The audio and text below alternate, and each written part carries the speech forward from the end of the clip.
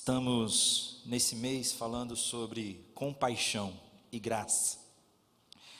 Nós já falamos semana passada sobre generosidade, vamos voltar a falar sobre generosidade, só que hoje eu gostaria de falar um pouco sobre compaixão, porém compaixão e graça para com os irmãos que estão ao nosso redor.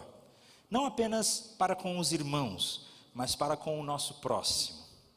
Porque como nós vamos ver, o nosso próximo não é apenas o nosso irmão, mas nós devemos agir com compaixão e graça, com amor e humildade, para com as pessoas que estão ao nosso redor. E que tempo difícil que nós estamos vivendo para sermos misericordiosos, para demonstrarmos compaixão e para agirmos com graça. Que tempos difíceis, meus irmãos, que nós estamos vivendo, principalmente nesses últimos meses. Quer ver? Quantos aqui presenciaram, não precisa ser você, mas presenciaram alguma discussão nesse último mês? Olha aí, no grupo do WhatsApp da família, né? Ou no grupo do WhatsApp do PGM. Ou vamos levantando a mão, né? Assim. Meus irmãos, que tempos difíceis nós estamos vivendo, de fogo nos olhos, né? De raiva, de ira, de exclusão, de perseguição, de palavras de baixo calão, isso dentro da própria igreja, dentro da própria comunidade. Eu recebi uma notícia essa semana de uma galera que foi para a igreja orar, e na reunião de oração terminou em briga, por causa de opiniões divergentes. É um tempo muito difícil, qualquer coisa, você entra no Twitter, é um cenário de batalha. Nas próprias redes sociais também você entra, está um cenário de batalha. Na verdade, o próprio discurso que se ouve por aí é que nós estamos numa guerra do bem contra o mal. É verdade que nós estamos numa guerra do bem contra o mal, no mundo espiritual, né? Contra o pecado. Mas nós não estamos numa guerra do bem contra o mal, contra outras pessoas que estão ao nosso redor. Só que isso tem dominado as nossas mentes. E que tempo que nós temos vivido, onde nós estamos exigindo os nossos direitos, exigindo a nossa vontade, porque nós queremos e desejamos ter razão. Nós temos anseio por justiça, só que aí eu quero fazer justiça do meu jeito. Nós temos anseio para que a minha opinião seja feita, e para que as pessoas ao meu redor sejam ganhas pela força do meu argumento. E aí nós estamos nesse cenário de batalha, nesse cenário de guerra, que tem estado até mesmo dentro das igrejas no Brasil, e nós precisamos voltar a falar de compaixão e graça para com os nossos irmãos e para com as pessoas que estão ao nosso redor. Por isso hoje eu gostaria de meditar num trecho do Sermão do Monte, no Evangelho de Mateus, no capítulo 5, a partir do verso 38. Mateus capítulo 5, a partir do versos 38. Meus irmãos, esse texto está dentro do Sermão da Montanha, o Sermão do Monte, o famoso sermão de Jesus. E esse texto é um texto que constrange os nossos corações. E se nós lermos o Sermão da Montanha e aplicarmos o Sermão da Montanha nas nossas vidas, eu tenho certeza que nós não estaríamos vivendo esse cenário de guerra que nós estamos vivendo. Por isso que é tão importante nós voltarmos para a palavra e nos lembrarmos dos ensinamentos de Jesus no Sermão da Montanha. O Sermão da Montanha é lindo. Jesus fala sobre o reino de Deus. O principal foco, o principal objetivo de Jesus no seu sermão é mostrar como será ou como deve ser o reino de Deus. O que é o reino de Deus? O reino de Deus, ele virá um dia em sua plenitude, mas ele já começou agora. O reino de Deus, ele precisa se manifestar em nossa vida. É um lugar onde nós vivemos, onde Deus reina e governa em nossas vidas. E Jesus diz que nesse reino de Deus, bem-aventurados são os pobres de espírito, bem-aventurados são os pacificadores, bem-aventurados são aqueles que choram por ser perseguidos por causa do Evangelho, bem-aventurados são os humildes. Jesus começa falando dessas pessoas que se encontraram com Cristo, que tiveram um novo nascimento. Então ele começa a dar conselhos não, Porque se Jesus está dizendo, não é conselho, né, meu irmão? Jesus começa a trazer mandamentos e ordens de como nós devemos viver nesse reino. Já que nós encontramos um novo nascimento, agora Jesus diz como nós devemos viver. E no capítulo 5, Jesus vai pegar os mandamentos do Antigo Testamento, algumas leis que eram muito famosas e comuns na vida do povo do Antigo Testamento, e Jesus então vai dizer, olha, eu sou o cumprimento dessa lei. E agora Jesus ele não vai reinterpretar a lei, ou ele não vai trazer um novo significado para a lei. Ele vai trazer a verdadeira interpretação da lei, dizendo qual era a verdadeira essência que aquela lei deveria ter. E aí Jesus começa a mostrar como a lei deveria ser lida. Tanto que ele vai dizer, olha, vocês ouviram o que foi dito, né? Não matarás, eu porém vos digo. Se você sentir ódio ou raiva do seu irmão, você já matou no seu coração. Vocês ouviram o que foi dito, não cometerás, não adulterarás. Só que se você olhar com cobiça para alguém, você já cometeu adultério em seu coração. Jesus, ele aprofunda a lei. E ele vai dizer que ele vai elevar o padrão da lei lá em cima ainda. Ele vai dizer, olha, é assim que vocês devem viver. E aí nós chegamos no texto que nós vamos ler, no versículo 38, em que Jesus vai dizer, olha, vocês ouviram o que foi dito, olho por olho, dente por dente. Eu, porém, lhes digo, não resistam ao perverso. Por enquanto até aqui. Vocês ouviram o que foi dito, olho por olho, dente por dente. É interessante Jesus trazer esse texto e dizer, olha, vocês ouviram o que foi dito, porque realmente essa era uma lei do Antigo Testamento. Lá no Antigo Testamento existia uma lei muito comum, do olho por olho, dente por dente. Qual é o significado dessa lei? O principal objetivo desse mandamento no Antigo Testamento era um mandamento para que houvesse justiça no meio do povo. O objetivo era refrear o nosso coração. Porque, meu irmão, o nosso coração, ele foi afetado pelo pecado, e o nosso coração é mau, e o nosso coração é corrompido, e sempre que nós sofremos alguma ofensa, ou algo acontece contra nós, imediatamente o nosso anseio natural, o que é? Revidar, fazer vingança, ou fazer com que o mal aconteça também com meu irmão. Só que o problema do nosso coração é que a gente não deseja fazer isso de forma justa. Se eu fui ofendido por alguém, eu posso querer retribuir essa pessoa com a morte dela, assassinando, matando-a. E esse é o excesso que acontece por causa do pecado do nosso coração, por causa desse instinto vingativo, esse espírito horrível que existe dentro de nós, desde a nossa queda, desde o nosso pecado. E esse era o problema, esse é o problema no nosso coração, esse era o problema de Israel.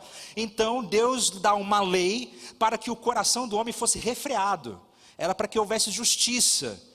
Se você foi ofendido, se você foi roubado por uma coisa pequena, então você vai ter justiça de acordo com o que é justo. Você não vai se vingar com o que é mais. Por isso, se for um olho, é um olho. Se for um dente, é um dente, né? Se a pessoa roubou uma vaca, então é uma vaca.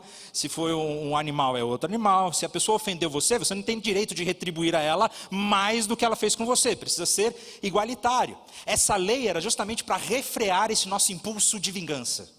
Esse nosso impulso de querer se sobressair sobre as outras pessoas quando nós somos ofendidos. Só que é interessante que essa lei no Antigo Testamento não era para as pessoas, não era para o povo. Olha que interessante. Essa lei era para os juízes, era para o Estado, se é que a gente pode dizer assim. Não era para que eu, Felipe, se eu fosse roubado, eu ia lá e roubava também, né? Igual, não. Essa era uma lei para que os juízes pudessem resolver. Então eu levaria o meu caso, se eu fosse ofendido, se eu passasse por algum prejuízo, eu levava o meu caso aos líderes, aos juízes de Israel, e eles iriam julgar de acordo com essa lei, para que fosse justo, para que a penitência fosse justa, para que não houvesse vingança, para que não houvesse esse tipo de rancor no nosso coração. Esse é o objetivo da lei. O problema é que na época de Jesus, os religiosos, os fariseus, eles estavam aplicando muito mal essa lei. Eles trouxeram de volta para o âmbito pessoal. Essa lei se tornou uma justificativa para a vingança. Se ele fez mal para mim, eu posso fazer mal para ele também, sabe? Se ele me ofendeu, eu posso ofender também. Se ele me roubou, eu posso roubar também. Olho por olho, dente por dente. E aí isso estava no âmbito do coração das pessoas. E os mestres religiosos estavam dizendo, ó, você tem o direito, se ele te ofendeu, ofende também. Não leva barato não, você vai levar desaforo para casa? Vai levar ofensa para casa? Se ele te deu um tapa, dá outro tapa. Se ele veio para cima de você, vai também. Se ele te mandou uma mensagem ofensiva no Twitter, responde. Né? Era assim que os mestres da lei estavam dizendo, porque olho por olho, dente por dente, isso faz parte da lei. E Jesus, ele chega com um novo padrão, de que ele é o cumprimento perfeito da lei. E ele vai dizer, olha, vocês ouviram o que foi dito. Olho por olho, dente por dente. Eu, porém, vos digo, eu, porém, lhes digo, não resistam o perverso. Eu, porém, lhes digo, não revidem. Eu, porém, lhes digo, não se vingue. Eu, porém, lhe digo que não cabe a você o direito de vingança. Não cabe a você esse direito de retribuir o mal. Que, na verdade, nós seremos conhecidos como aqueles que retribuem o mal com o bem. Eu, porém, lhes digo, então, que se vier uma ofensa contra você, o nosso intuito natural é de revidar, é de acrescentar em vingança, por causa do nosso pecado.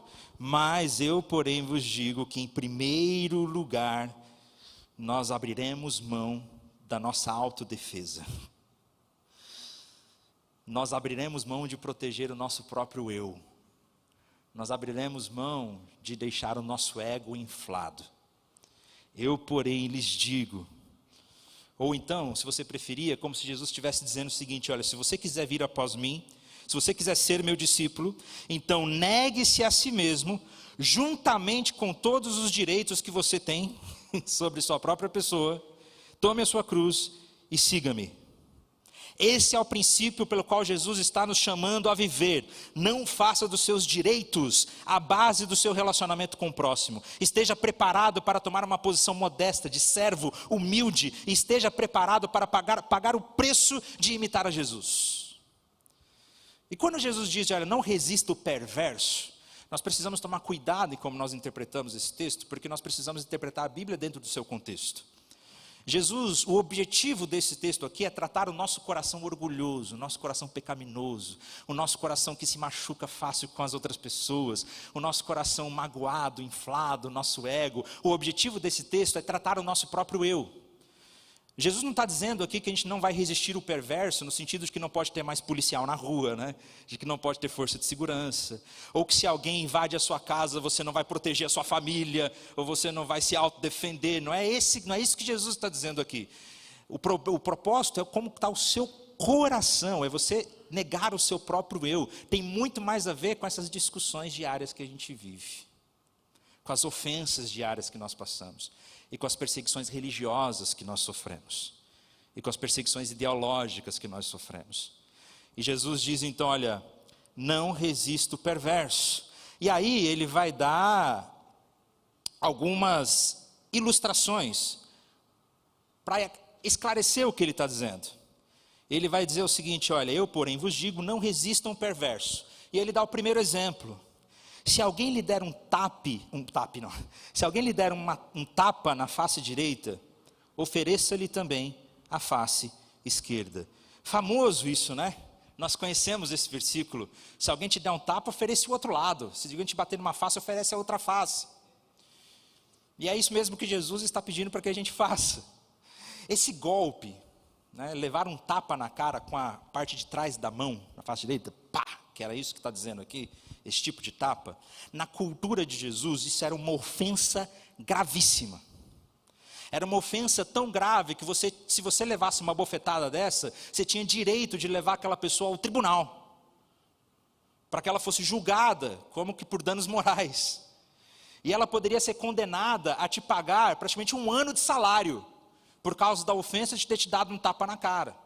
Então você imagina que quando Jesus está com o povo, dizendo para o seu sermão, dizendo, olha, bem-aventurado vocês que são humildes, pacificadores, vocês que choram, bem-aventurados são vocês. Sabe por quê? Porque nesse reino onde nós vivemos o amor de Deus, no reino de Deus, nós não vamos resistir o perverso, mas se alguém lhe ofender a tal ponto de te dar um tapa na cara, você oferece a outra face.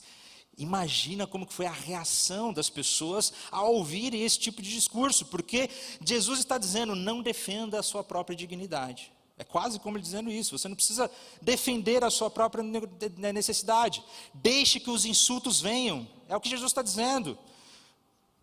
E reaja de modo a demonstrar que você não sente necessidade de retaliações. Porque a sua reputação, ela não depende de você se defender. A sua reputação já está segura com o Filho de Deus, como filho. Reaja com graça, assim como o Pai reagiu, assim como Jesus fez, que foi o nosso maior exemplo.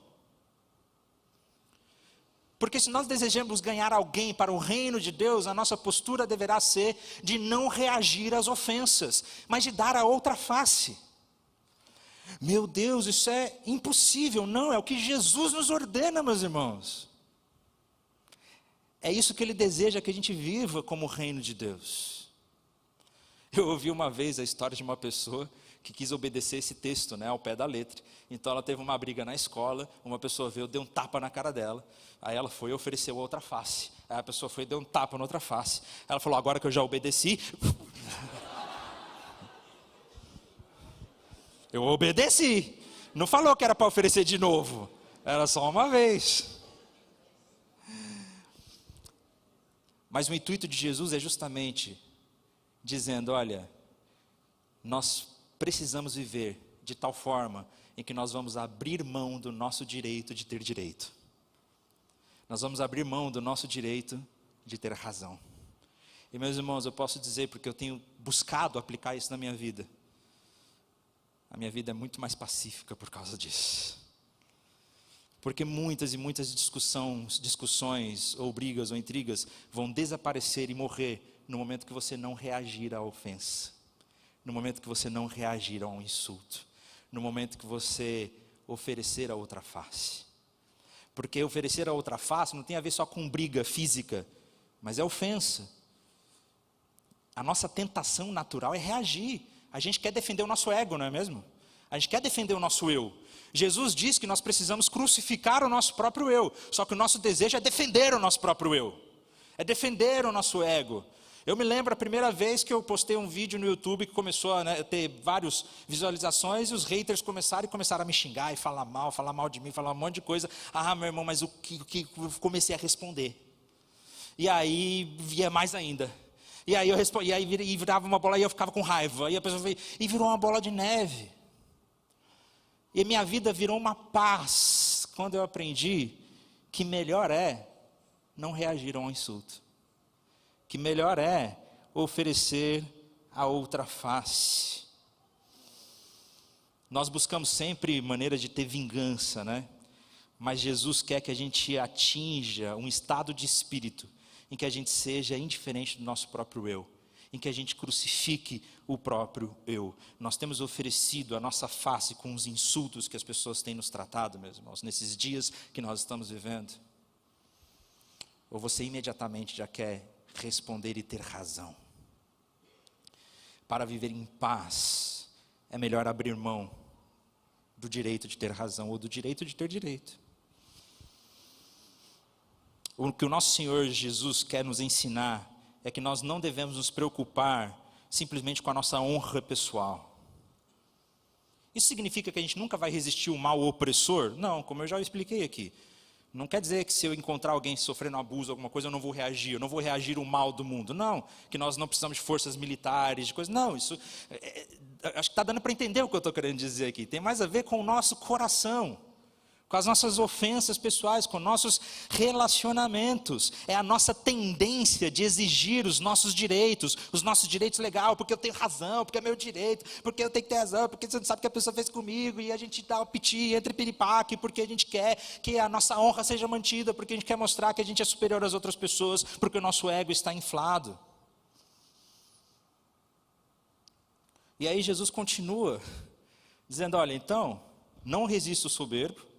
Aí ele dá a primeira ilustração dele. Se alguém lhe der um tapa na cara, ofereça outra face. E aí ele vai dizer, olha, se alguém quer processar você e tirar-lhe a túnica, deixe que leve também a capa. Isso é interessantíssimo também. E é revolucionário. Porque nessa época, havia pessoas que eram muito pobres e não tinham mais de uma peça de roupa, por exemplo. Como hoje nós temos o nosso guarda-roupa. Muitas pessoas tinham apenas uma túnica, que era a roupa de baixo, tipo assim, a parte de baixo, a parte que ficava por cima, né? Não uma roupa íntima, mas por baixo da capa. Tinha a túnica e aí tinha a capa. E na lei, no Antigo Testamento, na lei nesse tempo, ninguém podia tirar a capa de uma pessoa. Mesmo se ela fosse processada por alguém, se ela estivesse devendo, tivesse dívida, aí o cara levasse você na justiça porque você está devendo, aí você perde tudo, tiram tudo de você, pode até tirar a sua túnica, mas a capa era proibido, porque a capa tirava a dignidade da pessoa, né? É a única coisa que ela tem para se cobrir ou até para dormir, para cobrir a sua nudez. Então ninguém podia tirar a capa de ninguém, isso era lei, isso era um direito seu. Eu tenho o direito de ter a minha capa, está dando para entender? Eu tenho o direito de ter a minha capa. E aí Jesus subverte o nosso raciocínio dizendo, olha, se alguém processar você e tirar de você a sua túnica, dá a capa também. Sabe o que Jesus está dizendo? Abre mão do seu direito. Que para que a gente viva em paz, para que a gente manifeste o amor de Deus e o reino de Deus, é muito melhor abrir mão dos seus próprios direitos. Que desafiador, né, meu irmão? Porque tudo que a gente quer é defender os nossos direitos. Tudo que a gente quer é ter razão sobre o que a gente vai fazer. Mas é isso que esse é o padrão que Jesus nos coloca de vida. De abrir mão de ter direitos. Quanto aos nossos relacionamentos. Davi fez isso. Davi tinha direito ao trono. Sim ou não? Ele tinha direito ao trono, ele foi ungido. Deus já tinha dito que o reinado e a monarquia de Saul tinha acabado. E Davi teve 2 oportunidades de tirar Saul do trono, de matar Saul. Só que Davi entendeu que ele precisava naquele momento abrir mão do seu direito de ter direito. Abrir mão do seu direito de ter razão. Deixar que Deus fizesse a vingança, porque a vingança pertence a Deus. É Deus que está no direito e no domínio de todas as coisas. E para que a gente viva em paz uns para com os outros, nós precisamos abrir mão de ter os nossos direitos. Veja bem, acho que está dando para entender o contexto que eu estou falando aqui, principalmente relacionamentos pessoais. Não estou dizendo que você vai abrir mão do direito de ter sua casa própria. Deu para entender o que eu estou dizendo, né? De uma empresa que deu um golpe em você, você tem o direito de entrar na justiça contra ela, inclusive contratem a Paula como advogada, que a gente está precisando, né, para casar. Você tem esse direito, isso não é isso, nós estamos falando de relacionamentos. Que lá, quando você estiver discutindo, começar uma discussão na sua família, ou no pequeno grupo, ou até mesmo na igreja, com argumentos de quem tem razão, de quem não tem razão, a melhor coisa que você pode fazer é abrir mão do direito de ter razão. Para que a paz se mantenha. E aí, tem uma história que é engraçada, né? Simples, mas vale como ilustração. No ano passado, no Dia dos Namorados do ano passado, nós reunimos com alguns amigos e a gente resolveu pedir um sushi, né? Na casa de um amigo dos amigos. A gente resolveu pedir um sushi, um combo que estava na promoção.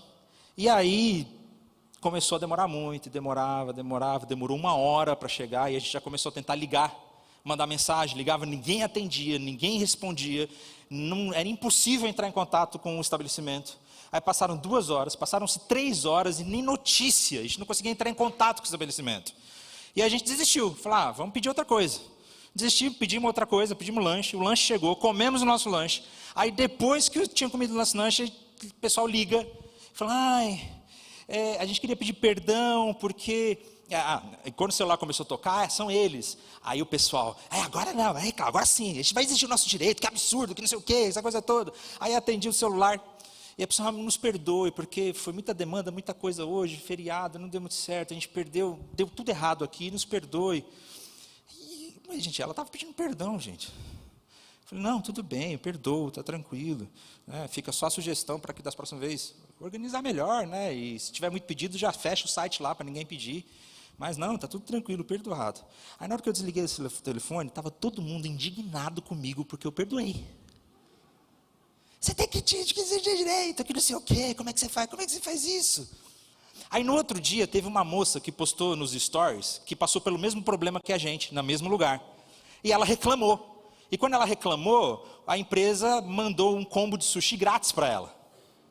E aí o pessoal que estava com a gente falou, tá vendo? A gente podia ter ganhado um combo de sushi grátis. Como que você não fez isso? Gente, eu abri mão do meu direito de ter direito. Eu me sentiria mais em paz assim. Eu fiquei melhor assim. E eu creio que isso que Jesus, se nós desejamos ser parecidos com Jesus, eu creio que esse é o caminho. Novamente, o argumento de Jesus aqui não é que se a gente encontrar perseguição ou oposição, nós não devemos permanecer com os nossos direitos legais. Não.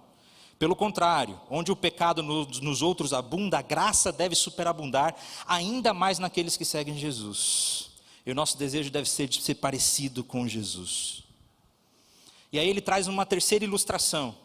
Então, se alguém lhe der uma tapa na face, dê outra face. Se alguém lhe pedir a capa, dê a túnica também, abra mão dos seus direitos. E aí Jesus vai dizer, olha, se alguém obrigar você a andar 1 milha, vá com ele 2 milhas. Isso é interessantíssimo, por quê? Porque isso, Jesus está falando aqui sobre os romanos, sobre os soldados romanos que dominavam aquela região. A região de Nazaré, a região de Canaã, era toda dominada pelo Império Romano. E o exército de Roma, eles tinham meio que o direito, né, por causa do seu domínio, de obrigar as pessoas a carregarem as suas coisas. Sabe, a gente está aqui com mochila, com coisa, com carga pesada. Os soldados romanos tinham o direito de chegar, você, carrega para a gente aqui. Carrega para a gente por 1 milha. Eles tinham o direito de fazer isso.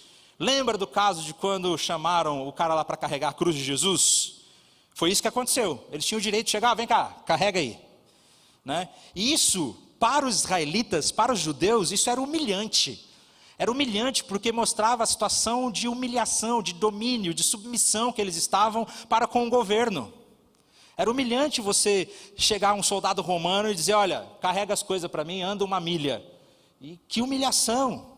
E aí Jesus reverte tudo isso e diz, olha, se algum soldado romano, se algum governo opressor, ou governo tirânico, se alguém exercendo a sua autoridade, chegar para você e disser, ande 1 milha, Jesus diz, caminha 2. Caminhe 2. Meus irmãos, nesses dias que nós estamos vivendo, dizer algo assim, né? Caminhe 2 milhas. Jesus está dizendo, olha, quando você for selecionado, e você já caminhou os seus 1000 passos, ou 1 milha, que o soldado romano pediu para você caminhar, prossiga, carregue o fardo, mais 1 milha. Nenhum soldado tem a obrigação, não tem o direito de obrigá-lo a fazer isso, mas você, voluntariamente, o fará, e assim, ele verá, que você está sob o domínio de outro imperador, e pertence a outro império, de princípios infinitamente mais poderosos do que as leis romanas.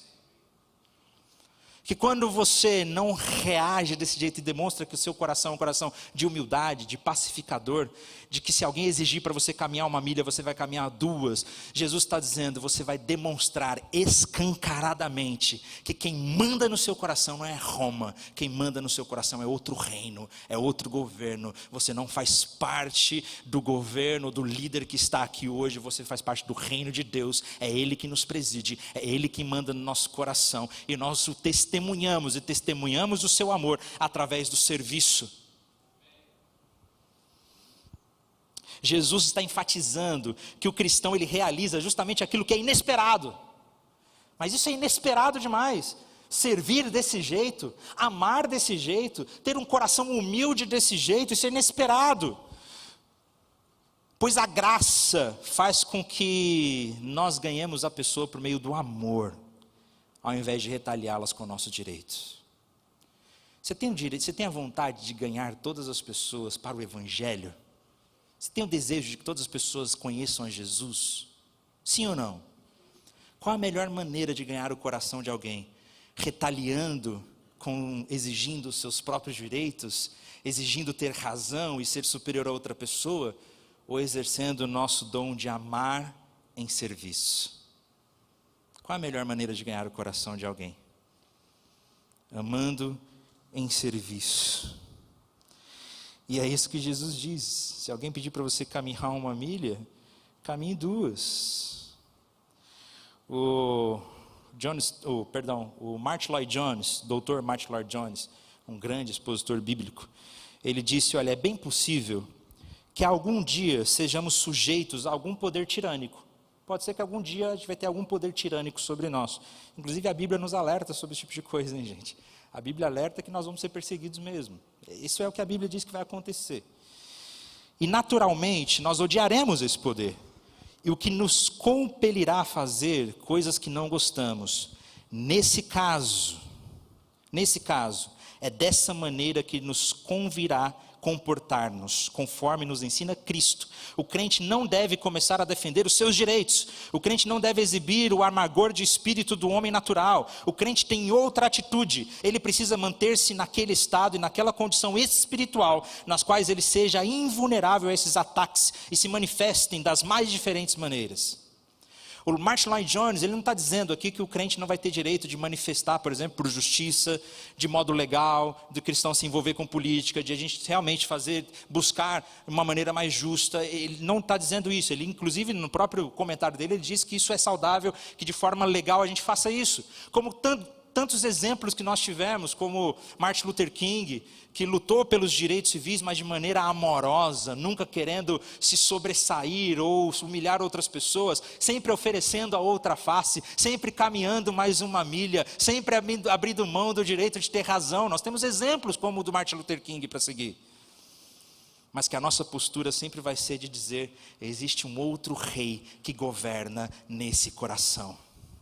Porque, meu irmão, o reino de Deus e o lugar onde nós pertencemos, ele é anterior a Roma, ele é anterior a César, ele é anterior a Lula, ele é anterior a Bolsonaro, ele é anterior a qualquer outra coisa, e ele continua reinando, e nós continuamos fazendo parte desse reino que pertence a ele. E essa vai ser a nossa atitude para com as outras pessoas. Vocês ouviram o que foi dito: olho por olho, dente por dente. Eu, porém, vos digo, dê a outra face, caminhe mais 1 milha, abra mão dos seus direitos. Jesus ainda vai falar: dê a quem pede, seja generoso a quem pede. Nós vamos falar mais disso em outras semanas, então vou passar mais rapidamente. E aí Jesus, ele diz então como nós não devemos agir, não retaliando, não buscando nosso próprio ego, nosso próprio orgulho. E agora ele diz: olha, mas vocês ouviram o que foi dito: ame o seu próximo e odeie o seu inimigo. Interessante que esse era o que as pessoas estavam ouvindo naquela época. Vocês ouviram o que foi dito: ame o seu próximo e odeie o seu inimigo. O problema é que isso não está no Antigo Testamento. Isso não está na Bíblia. Não existe nenhum lugar no Antigo Testamento que Deus permita odiar alguém. Odeie o seu inimigo. Não tem nenhum lugar na Bíblia que existe algo do tipo odeie o seu inimigo. Não tem. Isso aqui foi uma interpretação equivocada que os mestres religiosos trouxeram para aquela época. E os mestres daquela época estavam ensinando as pessoas que eles deveriam amar o próximo. E quem é o próximo? Na cabeça deles. Quem é o próximo? Quem concorda comigo, quem é igual a mim, né? O nosso povo, os nossos amigos, a nossa família. O meu próximo é aquela pessoa que eu gosto, que não discorda de mim, que pensa igual a mim. Esse é meu próximo. Quem pensa diferente a mim, odeie. Era assim que os mestres religiosos ensinavam as pessoas naquela época, que você tem o direito de odiar quem pensa diferente de você, seja o estrangeiro, o gentil ou o órfão. Você pode odiar essas pessoas. Tanto é que foi nesse sentido que Jesus contou a parábola do bom samaritano, que o objetivo dele era dizer e mostrar que o próximo, na verdade, era todas as pessoas que estavam ao nosso redor. E Jesus diz, então, vocês ouviram o que foi dito, ame o seu próximo, odeie o seu inimigo. Eu, porém, lhes digo, e aqui vem a parte essencial, meus irmãos, da igreja que eu sonho, e do filho de Jesus e o discípulo de Jesus que eu quero ser. Amem os seus inimigos, e orem pelos que perseguem vocês, para demonstrarem que são filho do Pai de vocês que está nos céus, pois Ele fez o seu sol nascer sobre os maus e bons, e vir chuvas sobre justos e injustos, porque se vocês amam aquele que os amam, que recompensa vocês terão? Os publicanos, os cobradores de impostos também fazem isso. E se saudarem somente os seus irmãos, o que é que estão fazendo demais? Os gentios também não fazem o mesmo? Portanto, sejam perfeitos como é perfeito o Pai de vocês. E Jesus, Ele agora vai trazer um novo nível de amor. E Ele vai dizer, olha, vocês ouviram o que foi dito. Ame o seu próximo. E aí as outras pessoas você pode odiar. As outras pessoas você não precisa nem se relacionar. As outras pessoas você pode tolerar. E Jesus diz, não. Amem os seus inimigos. Amem os seus inimigos. E meus irmãos, amar o inimigo aqui não é simplesmente tolerar ou cumprimentar, né? Tipo, não, tá, oi, tudo bom, beleza, né? Aguentar estar do lado dele. Porque Jesus diz que cumprimentar as pessoas ou cumprimentar os inimigos, até os gentios fazem isso. Isso não é amar. Amar é demonstrar amor. É ter atitudes de amor com os nossos inimigos. Amem os seus inimigos e orem por eles. E orar por eles não é orar, Deus destrói, mata, acaba com ele. Mas é orar justamente para que você tenha a oportunidade de demonstrar amor para essa pessoa. Porque se nós vamos ganhar essas pessoas para Cristo, nós a ganharemos pelo amor. E demonstraremos amor. E aí eu lhe pergunto, eu quero perguntar, será que na nossa igreja, na nossa comunidade, todos se sentem amados e acolhidos? Independente se essas pessoas são os nossos inimigos, se elas pensam diferente de nós, nós estamos amando, meus irmãos, ou nós estamos brigando, ou nós estamos esculachando, ou estamos falando mal e xingando no Twitter, ou nas redes sociais, ou nos grupos do WhatsApp, ou a gente está querendo ter razão em todo momento, nós estamos oferecendo a outra face, nós estamos demonstrando amor para com nossos irmãos. Como isso seria prático? Deixa eu tentar imaginar um cenário. Vamos imaginar agora o nosso cenário político do qual nós estamos vivendo. De extrema divisão, de extremo ódio, de extremo, de dois extremos. Você teria condições de ir ao comício do seu adversário político, ir até lá e oferecer água, comida, um pãozinho, abraço, alento, você ia amar as pessoas que estão lá? Você dizer, eu sei que você está aqui, exercendo o seu direito de pedir voto, o sol está quente, eu vim aqui cuidar de você, para você continuar exercendo o seu direito. Você teria condições de convidar quem pensa diferente de você para ir jantar na sua casa essa semana? Será que nós estamos recebendo com amor quem pensa diferente de nós aqui nesta igreja? Porque, meus irmãos, se a gente só ama o nosso próximo, se a gente só consegue demonstrar amor por quem pensa igual a gente, Jesus está dizendo, olha, até os cobradores de imposto fazem isso. Sabe o que Jesus está dizendo? Até os piores fazem isso. Porque o cobrador de imposto é aquele que todo mundo odiava, porque era o traidor da nação.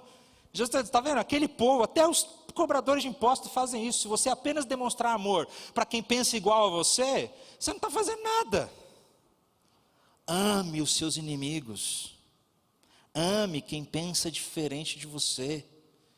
Esse é o padrão que nós devemos viver. E essa deve ser a maneira como a nossa comunidade, a nossa igreja deve ser conhecida, meu irmão.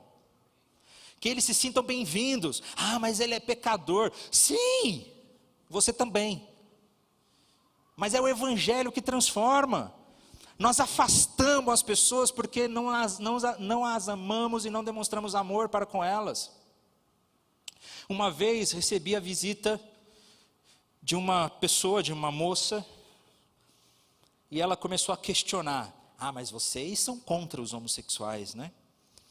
E deu para perceber que ela não estava fazendo uma pergunta, sabe quando você percebe que a pessoa está com curiosidade, realmente está fazendo uma pergunta sincera? Ou quando você percebe que a pessoa está fazendo uma pergunta para te pegar numa isca?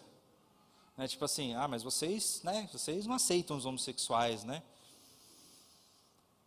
Eu tinha todo o direito, meu irmão, eu tinha todo o direito de dizer, porque realmente, a Bíblia diz, porque realmente é pecado, e nós cremos que é pecado, que Deus criou um homem para a mulher para o homem, esse é o padrão bíblico, é aí que você vai encontrar satisfação para a sua vida, assim que você vai cumprir o propósito para o qual Deus o criou. Eu poderia ter dito exatamente isso para essa pessoa.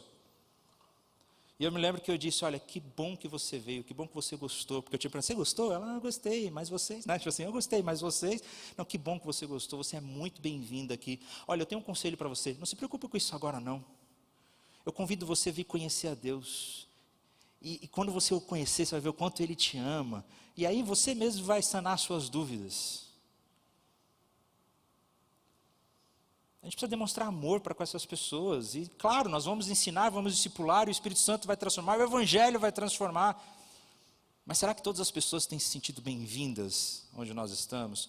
Nós temos amado nossos inimigos, demonstrado amor para os nossos inimigos. Temos amado quem tem sido hostil conosco. Deus tem todo o direito de se vingar contra os pecadores, contra aqueles que ofendem a sua criação. Só que Ele não faz isso. Ao invés disso, Ele demonstra misericórdia e paciência. E aí Ele mesmo vai dizer, como o apóstolo Paulo diz, olha, que a atitude de vocês seja a mesma de Cristo Jesus. E qual foi a atitude de Cristo Jesus? Que sendo Deus, sendo Criador Todo-Poderoso, Ele se esvaziou de sua glória e veio como servo. E para ser servo de todos, e depois o seu nome foi exaltado, sobre todo nome. Meu irmão, nós fomos chamados para o poder de servir. O nosso chamado não é para ter poder sobre as outras pessoas, mas é o poder de servir as outras pessoas, de amar os nossos inimigos, de vivermos em paz uns com os outros, de termos compaixão e graça com aqueles que pensam diferentes, de sermos tal pai, tal filho, porque aí Jesus vai dizer que nós devemos ser perfeitos como nosso Pai é perfeito, que nós devemos ser imitadores de Cristo, e que as pessoas olhem para nós e vejam Jesus Cristo, que nós sejamos como Jesus Cristo. Essa é a questão central. Nós devemos ser santos, pois Deus é santo, amoroso, porque Deus é amor, perfeito, porque Ele é perfeito.